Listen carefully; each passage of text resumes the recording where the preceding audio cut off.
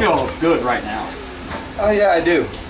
We tried a lot of different things. I really didn't want to go with the continuous clock the second half because I got like 7 running backs that I tried to get playing time in, but you know, I was going to run the ball a lot more the second half, but when I found out that they was going to run continuous clock, I just figured I would mix the run and the pass in still because we was probably only going to get 2 or 3 series. So the Wildcat with Macklin worked out nicely as he faked out everyone.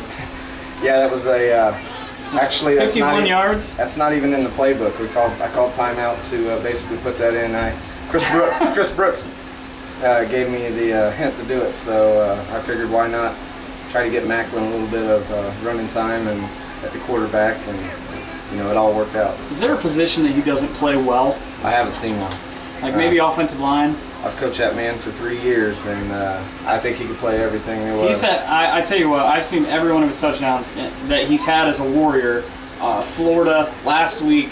It's just like he just can't have straight up the middle for 30 yards for a touchdown. It has to be with flair. If I remember right, we played a team in Flint, and he's the only player in semi-pro history to have a punt return for a touchdown, an interception for a touchdown, and a reception for a touchdown in one game. So and somehow I'm not surprised by that. And he kicks off and punts, so there's nothing that he can do, can't do in the field. So what did we say he had on the first drive? I believe he had 30 of the 60 yards on the drive.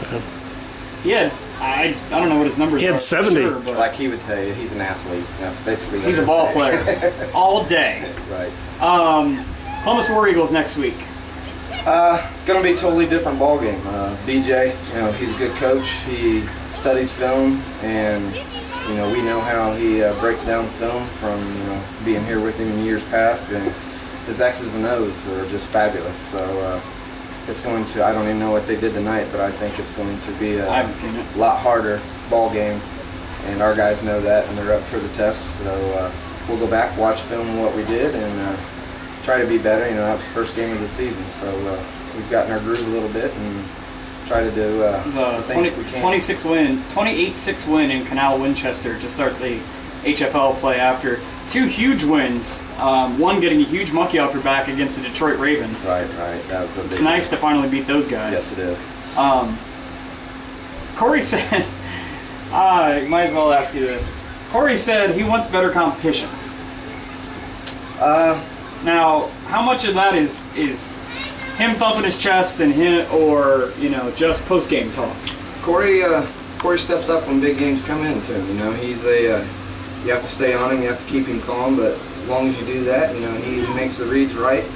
The way that the teams are just falling off in our league, they're talking about already making the league a lot smaller but tougher teams next year. So I'm not so much to where Corey said that other league is better than, I think we have 3 or 4 more teams better than what that league is. But you know, it's all hearsay, thearsay. Well, they have the Gators, the Ravens, and the team that I would think everybody strives to be, the Racine Raiders. Right. I mean, they've been around forever. They have 5 national championships. Right. They average 1,700 fans. That's at their amazing. Home game every time. So that's inspiring. Right. Like, they're amazing.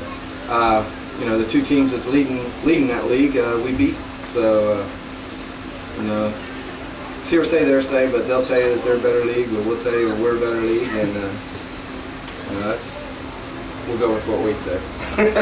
Racine thought that their league was better too, and look how that turned out. Right.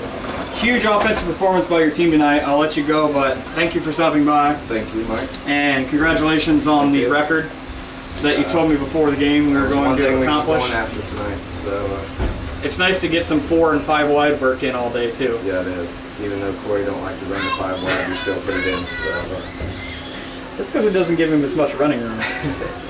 That'll conclude. Thank you, Sean. all right, thank you.